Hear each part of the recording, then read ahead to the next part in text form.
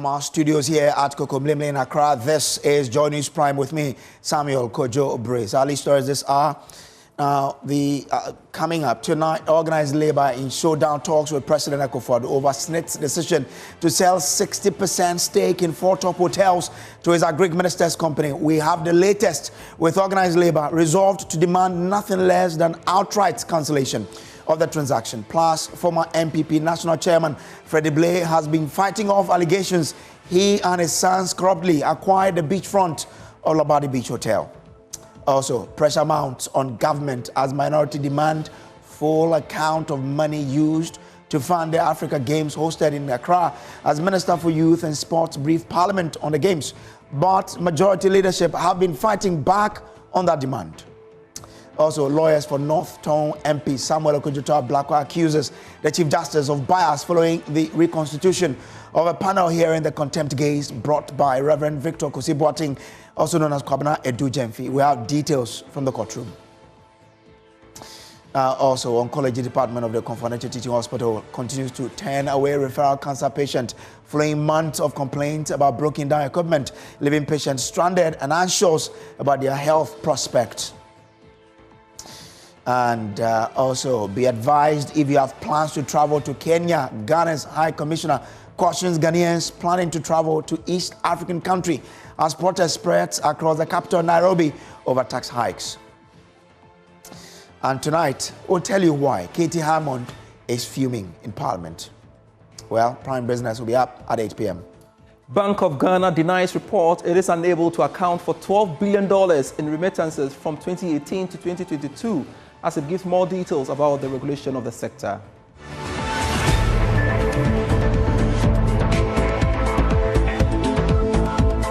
Well, tonight, Organised Labour is logged in showdown talks with President Akufo-Addo over SNIT's decision to sell 60% stake in 4 top hotels to a company owned by his Agric Minister, Brian Achampon. Joy News is learning that Organised Labour called an urgent meeting early today to adopt a common position ahead of talks. We understand leadership resolved to stand its ground and demand nothing less than an outright cancellation of the transaction. Let's take you live now to the Jubilee House, where my colleague Latif Idrisu is standing by. He's been monitoring the meeting between Organised Labour and the President there. Latif, you've been monitoring how this meeting has been going. What's the latest on that?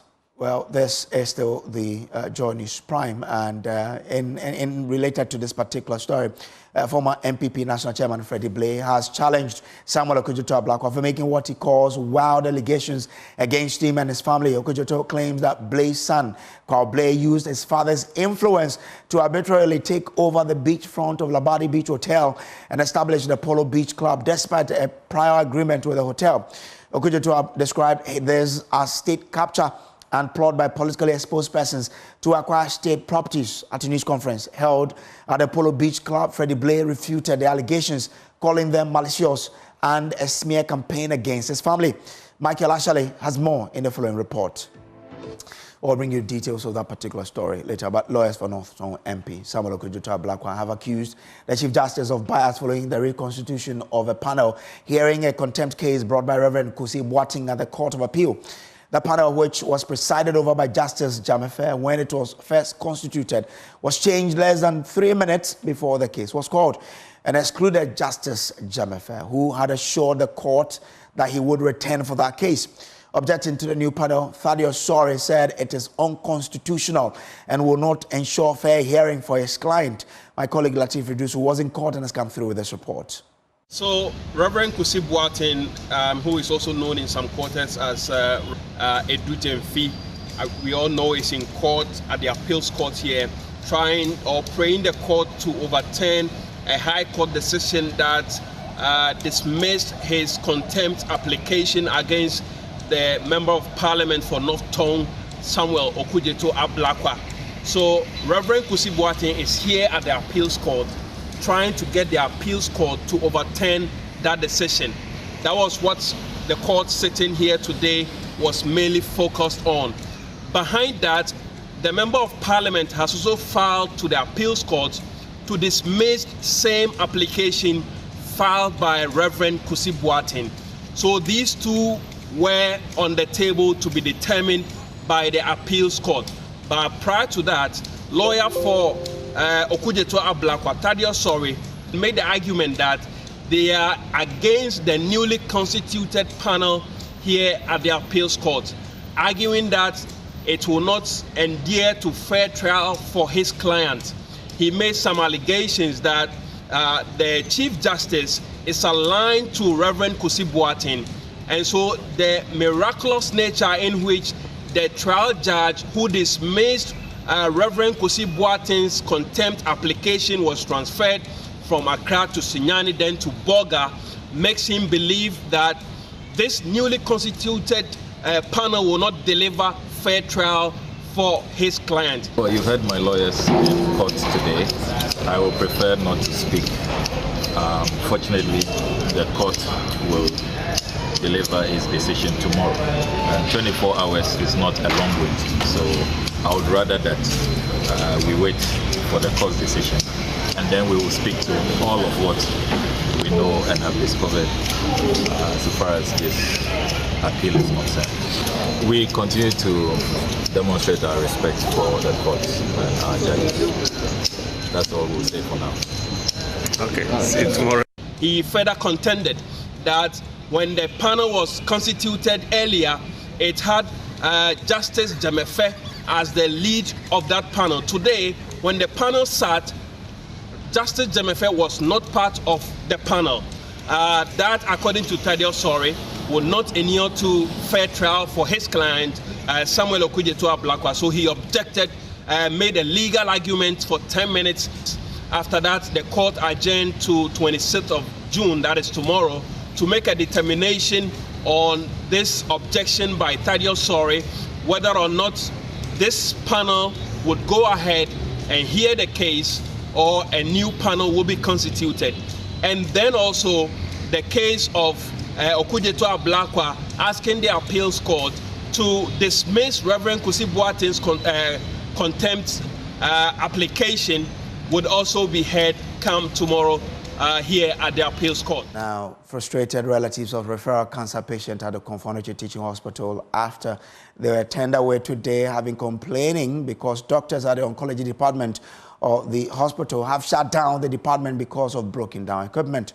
The linear accelerator system used for radiotherapy services has been malfunctioning since October 2023, adversely impeding the diagnosis and treatment of cancer cases. The situation has left cancer patients stranded and anxious about their health prospect while grappling with the emotional turmoil brought about by delays in receiving the much-needed care.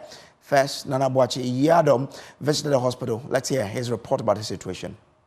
Linear accelerators are used to treat cancer and most commonly used for external beam radiation treatments. The machine works by speeding up electrons to deliver therapeutic X-rays or electrons to a patient's tumor. However, the machine has been malfunctioning since October 2023, adversely impeding the diagnosis and treatment of cancer cases. According to management of the Contempt Teaching Hospital, the machine has been repaired but remains non-operational due to delayed access to a water phantom needed to calibrate the system. Dr. Yao Labi is the Deputy Medical Director at KATH. This machine was down for some time, for some months.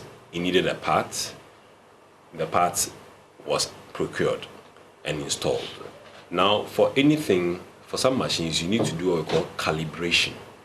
Because when you are going to give radiation to people, you need to know how much you are giving. So there's something we call a phantom, water phantom. And this phantom is not manufactured in Ghana or anywhere in Africa. It's something that you place an order for. So, and because it costs so much money, you will need banks to communicate with each other. So the product we know is coming from the US. However, the company who we are dealing with is in Bulgaria. So our banks here have to talk to the banks in Bulgaria. So you know these issues of letters of credit. Okay, so in effect, it's about the banks agreeing that when the thing is delivered, we will also pay you the money. This has taken some time because some of the banks, the bank in Bulgaria has to work through what we call intermediary banks. So all these things take time to process. Dr. Labi says the strike is unfortunate, considering efforts to secure a new machine. Before the product is put on an airplane and flown to Ghana, all that contributes to make it difficult for you to say that on this specific date, the product will arrive. And that has been difficult for us. Though we know that we've processed everything and it's going to come, and we know that on the day that they load it on the airplane, we will be informed, and then definitely we'll be given some information to tell us that it's been loaded, it will arrive in Accra on this date, and then we also have to arrange how it will move from Accra to Kumasi, and it's a very delicate piece of equipment. The company has to know that it has gotten to Konfanochi, and it has to reach Konfanochi intact before we can instruct our bankers to pay. That shows you how delicate it is. So it is unfortunate that our colleagues, a section of our colleagues in oncology, have taken this action because we have shown them a lot of good faith. We have communicated with them. We've gone to them several times. We've had interactions at several levels. Some relatives of cancer patients express their frustration and concerns. It is affecting us. We are being affected because my wife is seriously sick and there's no doctor taking care of him. There's no doctor. So we are being affected. Yes, we are being affected. You see some patients over here, and even most of them they have gone, and most of them are not coming because of the strike. So we are being affected. Like, it's not helping them because they are saying their machine is not working. And looking at my mom's condition, we can't go home. Like, we are staying at Obuasi, we can't go home and come back again. Like, it's a whole lot. So they should do something about it for us. I mean, looking at the condition of your mom, she's even struggling to get inside the car. Yeah, it's not helping. We came last week and they said she should go and do something. So let me say for the past 3 weeks, she has not been here. So she's suffering. I'm even in school and I came back home. So that's not helping us. It remains unclear when the doctors will return to work. For Joy News, Nana Boache Dankwe Yadom, Kumasi. Well, this is happening at a time the health minister is touring health facilities in the Ashanti region for the next 3 days. He tells the media that his attention has been brought to the situation and promises a swift intervention. Listen to Bernard Okobo himself, a medical doctor. Few weeks ago, medical laboratory staff went on strike. We used the lay-down structures to resolve it. Today, as we speak, they've gone back to work. This was about a week or two ago. Conflicts or disagreements sometimes are part of the human nature or institution. Our job is to resolve them. All I'll say is that we'll continue to work to resolve these conflicts. I heard the announcement today. I've not had briefing on the details. But my attitude is that every conflict or disagreement can be resolved. All we have to do is to pay attention and work on it. That's all I'll say for now.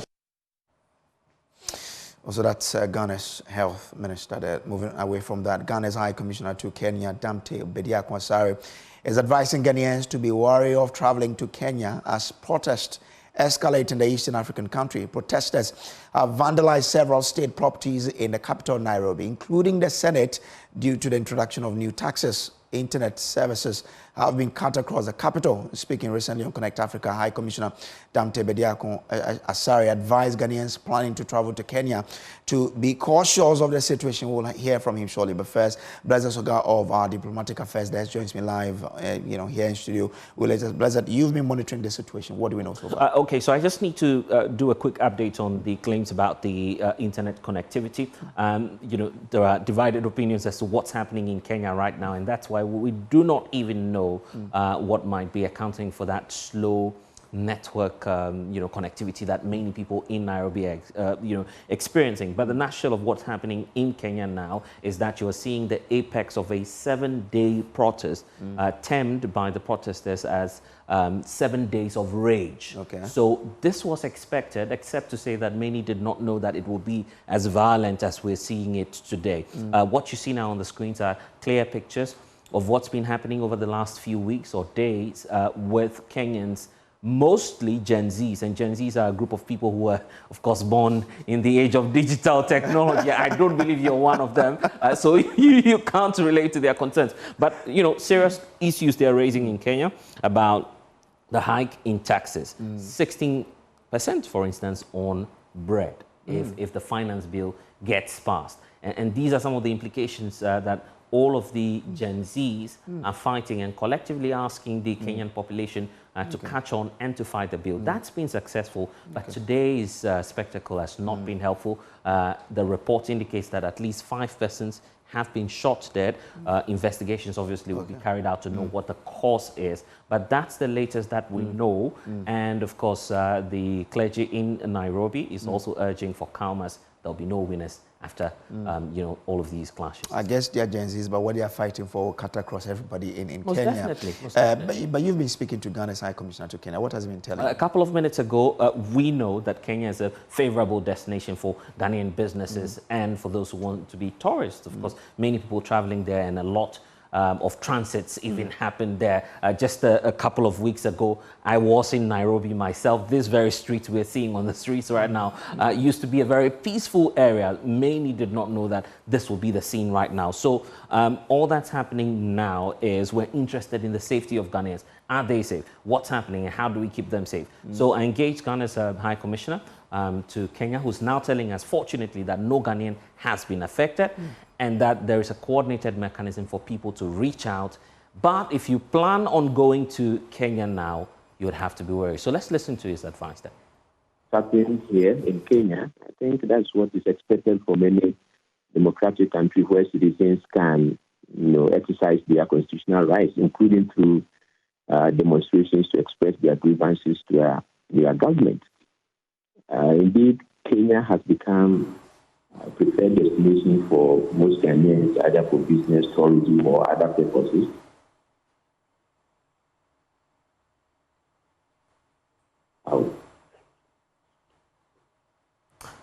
I'm with. Can you hear me, sir? Well, joining us via Zoom now is a security analyst to look at what's happening in Kenya and what that will mean for Ghanaians traveling there. I mean, once we're all going there, we need to know what and what to do, and again, what sort of implications this will have on security in the region. This is still the Joy News Prime, and we're keeping tabs on what is happening in Kenya for you. Well, moving on to other stories now, and trying to return to, taking it to Parliament. The minority in Parliament are making a strong push for a full account of every state money spent during the Africa Games hosted in Ghana earlier this year. The demand follows a statement which was delivered on the floor of Parliament and by the Youth and Sports Minister Yusuf Sulemana, who described the Games as largely successful, but minority MPs, including Samuel Okudzeto-Ablakwa and the minority leader, Dr. Kesela Toforson, chastised the minister for delivering a statement without accounting for the resources used. I have gone through the entire 15-page statement that the Honourable Minister has presented. There is no mention of how much this country has spent on the Games. What is the Honourable Minister concealing from this House? What is he hiding? Why can't we be told? Already, we have raised concerns about the huge expenditure, way beyond what this House approved. We know that about $195 million was spent on infrastructure. Then we intercepted documents that revealed that they had budgeted to spend $48 million on so-called operational expenses. The problem, Mr. Speaker, is about the value for money, for all the activities, programs, and all that were planned for the hosting of the event. We have spent not less than $245 million for this whole hosting of the event, and committed close to $195 million for infrastructure development. Mr. Speaker, we know for sure that $15 million was allocated to a company called M&L Company Limited for 18 days of feeding. Mr. Speaker, that amounts to 226 million Ghana cedis for 18 days. You cannot come here, deliver a statement without accounting for that $15 million for 18 days. Mr. Speaker, this is public money. Well, let's take you back to the Organized Labor's meeting with the president. We understand the Organized Labor is in this meeting with the president over the decision to sell 60% of SNIT's shares in some 4 top hotels to Brian Achampong's company. Now, Organized Labor is demanding that that particular decision is put on hold. Angel Carbono is president of the National Association of Graduate Teachers, NAGRAT, and he joins us via Zoom. Angel, we understand, are not in this meeting, but I guess you have full brief on this particular meeting. What are you learning? Well, the position that was taken this morning at the general meeting was that we should maintain our position that it is wrong that the facility is sold, and that we should identify the challenges facing all these facilities and find solution to them rather than to sell them to private individuals. And that is the issue that the leadership is going to communicate to His Excellency the President. But this meeting has been going on for some time now.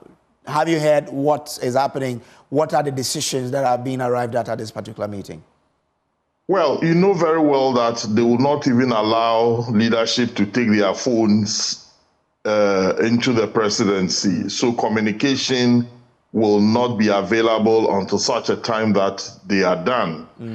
So no communication from the presidency, but I don't expect leadership to communicate anything different to the presidency from the decision that they have been mandated to carry to the presidency this morning.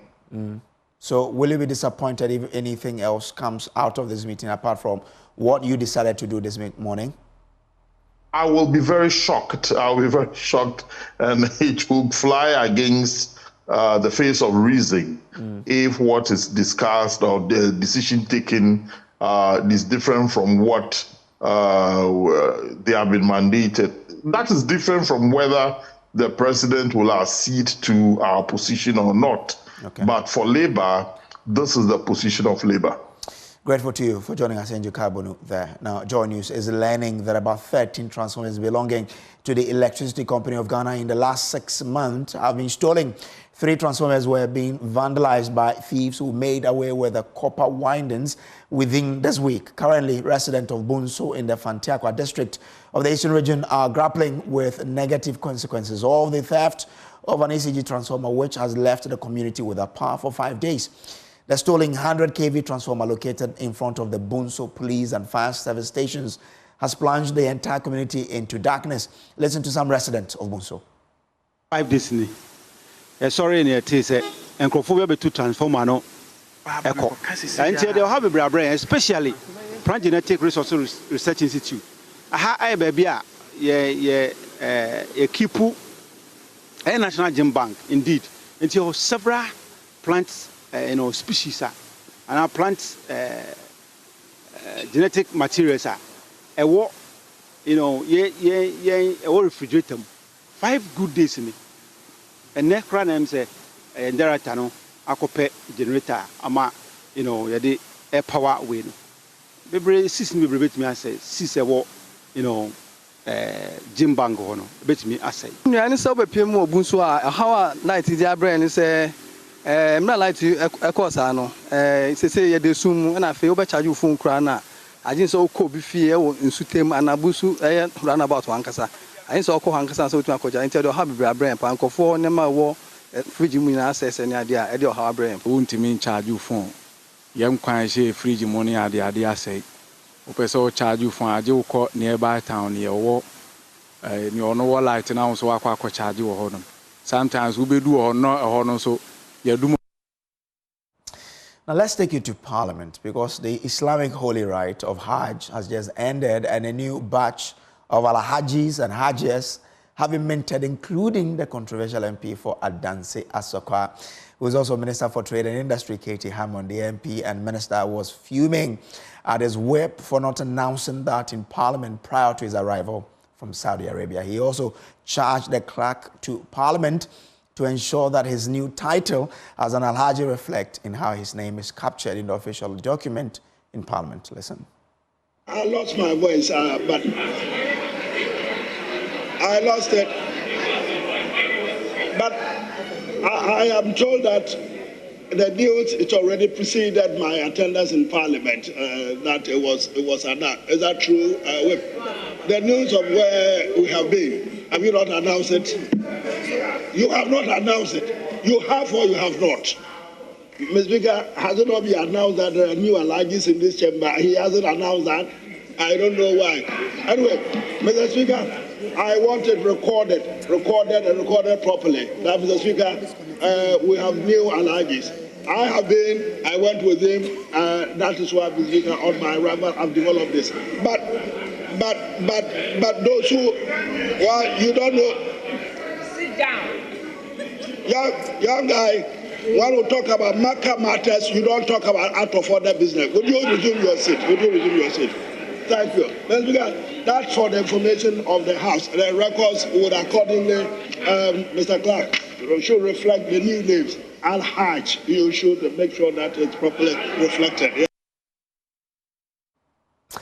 So that's Ghana's Trade Minister there. This is the Journey's Prime. We'll take a break. We'll be back with more. Please do stay.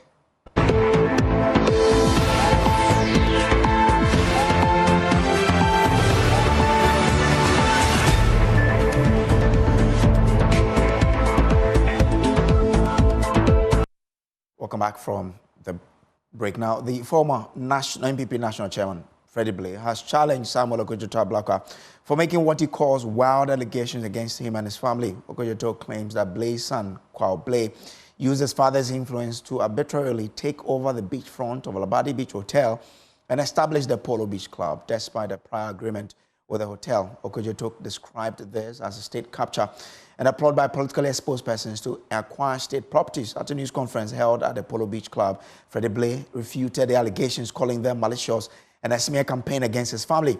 Michael Ashley has more in the following report. Member of Parliament for North Town, Samuel Okudzeto Ablakwa, has claimed in various media engagements that Kwao Blay, son of former NPP chairman Freddy Blay, has taken over the beachfront of Labadi Beach Hotel. He alleges that the Blays, using Freddy Blay's influence, established the luxurious Polo Beach Club on the property, bypassing a pre-existing partnership with the hotel. Freddy Blay's sons, they have a friend called Loic DeVos Jr., Belgian Ghanaian, I'm told. I don't know him, never met him. And from the court documents, he came up with this idea that the president has announced a year of return. Labadi Beach Hotel is an iconic brand. Let's take advantage of their the beachfront, bring in artists, and then do an entertainment extravaganza. Let's launch the Polo Beach Club events. And then they go see Labadi Beach Hotel. They sign a joint venture agreement on how to share the proceeds. They say that all the patrons, those attending the events, should come through Labadi Beach entrance, the main reception, so that everybody can see, and then they can calculate the gate proceeds. After the event, profits are made, then the elbowing begins. Loic DeVos Jr. is elbowed out. Labadi Beach. But there's no evidence that elbows was done. It's not proven yet. No, it's you see. That's a claim of yours. No, you know, they are. If you go through the court documents, you see initial rulings and all of that. They themselves concede that their relations have broken down. The now embattled former chairman of the NPP, Freddy Blay, after a brief tour of the entire facility, addressed a news conference on the premises of Polo Beach Club. The beachfront that some people are on the rooftop shouting that they be blocked and so forth by the is it Polo Beach Club? You could see more than half of it, it's also blocked. They have built a wall. No. So what are you talking about? Whom are you complaining for? He disputed assertions that his son had taken over the entire beachfront. Or doing something together in 2019. And from 2019 on, they were making money, yes. We were also making money. And they said, I'm talking about we, because I'm talking about my... But at some stage, they said they wanted more. And the young man says, no, you can't have more. I'm doing everything else. And he said, then in that case, you can't use our park. In that case, we will not allow you to use some of our facilities. Unfortunately, the La Traditional Council made available the park, and he's operating on his own. He also refuted claims that he used his political connections to secure the beachfront. Definitely, there's no political manipulation, there's no political influence, nothing of this sort in respect of what you are seeing and what you yourself have gone through. If you like, ask the Labadi Beach Hotel authorities and go and ask the La Traditional Council. Now, when you take a state capture, what exactly do you mean? People have forgotten the history of this country. Go and ask Sunyani, Kitchen Rest House. It was government that built it. Who is now owning it? Go and ask. Go to Tamale, Kitchen Rest House. Please let me finish.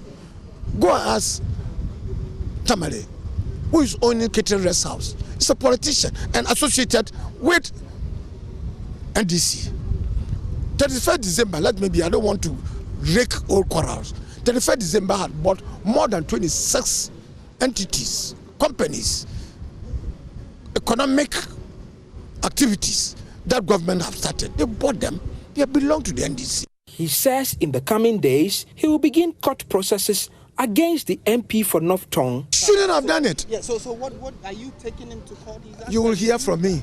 You hear from me that within this week, definitely I'll take him to court over it. Freddy Blay agrees that one of the owners of the Polo Beach Club is his direct son. However, we have not heard from any of those owners yet. For Joy News, Michael Ashale. The Minister of Works and Housing, Kojo Nkrumah, is blaming the delays in commencement of the Greater Accra Resilient and Integrated Development Project, GARID, on the payment of compensation to persons affected by the project. The GARID project is expected to see a redesign of drainage infrastructure in a bid to mitigate the impact of flooding in Accra. KATH installed for the reconstruction of the Nima Paloma storm drains, which is expected to be completed in 18 months, upon Nkrumah disclosed that compensations would be paid before the contractor moves to the project site. Semefa Kwesu has the rest of the story.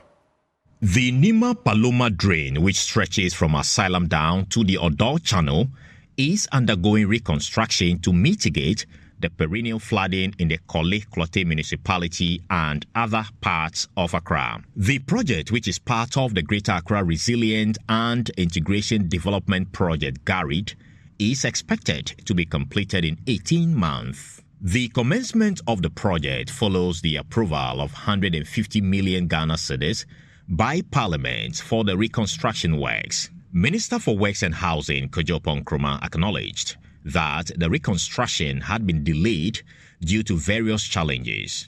He disclosed that his ministry, in collaboration with the Ghana Hydrological Authority and the Water Resources Commission, has begun implementing plans to build an early warning system for Greater Accra.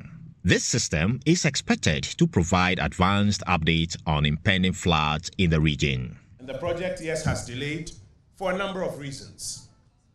Number one, if you look at the original project design, it did not include the payment of compensation to project-affected persons. Indeed, the original conceptualization was that the government of Ghana will be responsible for compensation. We are all aware of the economic challenges, and so it became necessary to do a variation to ensure that now compensation will be paid to project-affected persons before contractors get on site to commence works in some of these areas. Unfortunately, however, sometimes we don't tell the public the truth. We like to play it up in a partisan political way. That creates the impression that somebody has squandered money, somebody is not being committed to ensuring that people get the relief. As we speak, community upgrading interventions comprising the construction of primary and secondary drains, pedestrian and vehicular access roads, solid waste management facilities, and development of water supply networks are currently underway in Aloboshi, Akweteman, and sections of Nima, the 3 targeted flood-prone communities under this project. We are aware that the structural interventions alone cannot completely eradicate the flooding challenges in Accra. The Ministry of Works and Housing, in collaboration with the Ghana Hydro Authority, the Water Resources Commission, the Ghana Meteo Agency, and NADMO, through the Garrett project, is establishing a flood early warning system for the Greater Accra region.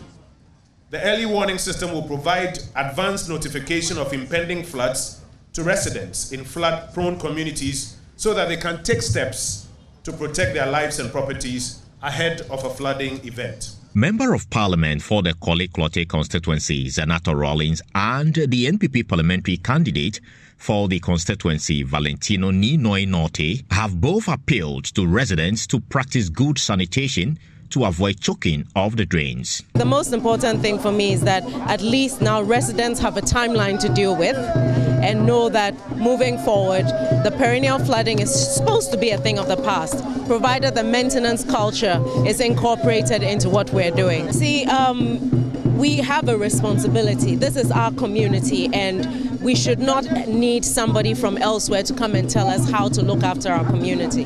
Whatever we do here affects us and also affects people who are downstream to us. And so as much as we have the loan coming in for the work to begin, we also have to have a change in our attitudes. My little advice to the people is some people have built on the waterways and all that.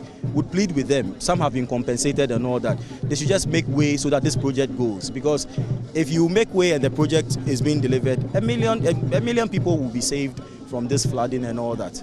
Project Coordinator for the Greater Accra Resilient and Integrated Development Garrett Project, Kojo Ohene Safo, has been explaining the timeline for the reconstruction of the storm drains. It's an 18-month contract.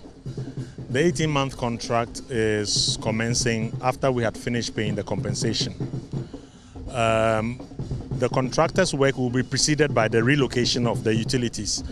I can even show you. These are high voltage electric lines that the subcontractors have to relocate to allow the contractor. So the relocation will precede the contractor. So as they move, then he comes into work. So that's the scope of it. It's for a length of approximately 1 kilometer. We are doing a width of 10 meters in total, 10 meters by 3.5 meters depth. And it will be a covered drain. And you know that it flows from here through Asalam down to the Kojo Thompson Road, where Christian Methodist, the former Christian Methodist is. Then it goes underground. And so we are following the same course, but opening it up and deepening it to allow for more flow to go through. When completed, the drains are expected to bring relief to residents of Asylum Down and those upstream of the Odo River.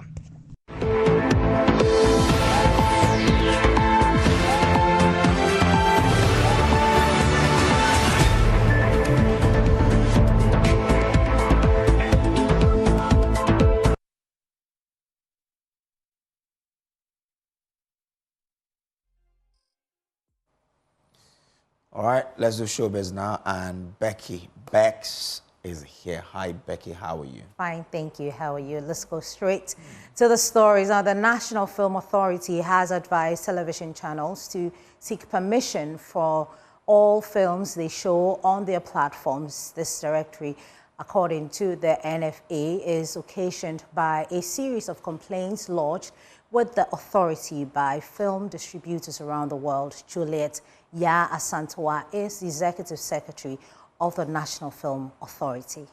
The advisory we put out advising TV stations to respect the copyright of creatives, I think touches on all of us. Even as media people, you wouldn't want that you put investment into covering a story or whatever, and then before you realize, even maybe before you even screen it, another TV station is screening it. I mean, how does that come across? As we are looking to empower and build the sector, we must understand that a core part of that is protecting people's copyrights, people's efforts, and people's investment. And I think that unfortunately a lot of television stations, either out of not knowing, or I would be charitable and say maybe not knowing that it is wrong to show people's work without the requisite copyright duties along with it. And we've gotten quite a lot of complaints globally. First, it used to be, oral. People would call and say, Juliet, do you know this is going? And some of these things even have diplomatic implications. In fact, last year, Ghana nearly fell into a huge diplomatic situation because some TV stations had screened some films from a different country, and we managed to kind of douse that fire. But now the advocacy has gone up. In fact, we have written letters from some countries, some companies complaining. And this is both a civil case as well as a criminal case, meaning that you could find yourself paying huge sums of money, or you could potentially even end up in jail. Something that we all appreciate, we've all been echoing, and we are just saying to television stations, please get copyright before you show films. In some instances, the films are in cinemas, or even the film hasn't come out, or the film is on Netflix. And those are investments where we want those platforms to take us seriously. And then before you realize it's on some TV station showing, and I don't think it's good for the reputation of Ghanaians. Juliet right there. Brace, have you been following the Chivido? It's Chivido, huh? Oh, it's actually Chivido. Chivido. Yeah. Have you seen any video? Oh, yes. I mean, I saw one with a Ghanaian and I was happy for him. Okay. GH Hyper. Oh, well, Hyper is representing all of us in Nigeria. Media. Okay. Well, all of Ghana. Because I think we haven't seen any, Ghanaian representing, but we have. And I loved the tree that Davido spoke. Oh, okay. It touched my heart. Unfortunately, I don't have that video for you, but I have other beautiful videos from Chivido 2024. Give it back again. What is your name? I'm good. Maybe true love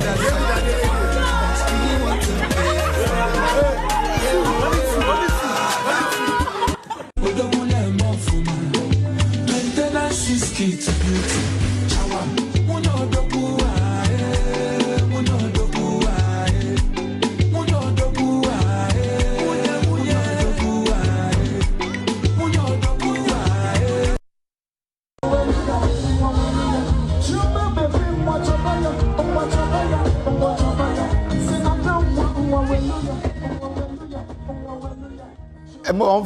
So, yeah, I know. What did you see, Chief? Who did you see in that race? I saw it's a chief priest or something in Nigeria. You're so excited. But, Brace, do you know what today is? Today. Yeah. Today's Tuesday. I know. It is. But today, something really happened. Please hit it. So, Michael Jackson's You Are Not Alone ending Prime Films here. I'm just allowing you to. He has, a lot of records. Apart from You Are Not Alone, Brace, come to me. Yeah, I mean, apart from You're Not Alone, which other songs you remember? He died actually today. Heal the World. 15 years ago. Heal the World is a good one for me. Don't stop till you get enough. Exactly, right. Okay, and on that note of, getting back into time to remember one of the greats of this world, and of course of an African origin, right? We say thank you for being a part of us. Remember, there is more news and information on myjoyonline.com. Pius Kojo Baka is up next with Prime Business. We're grateful for your time. All right. Good evening.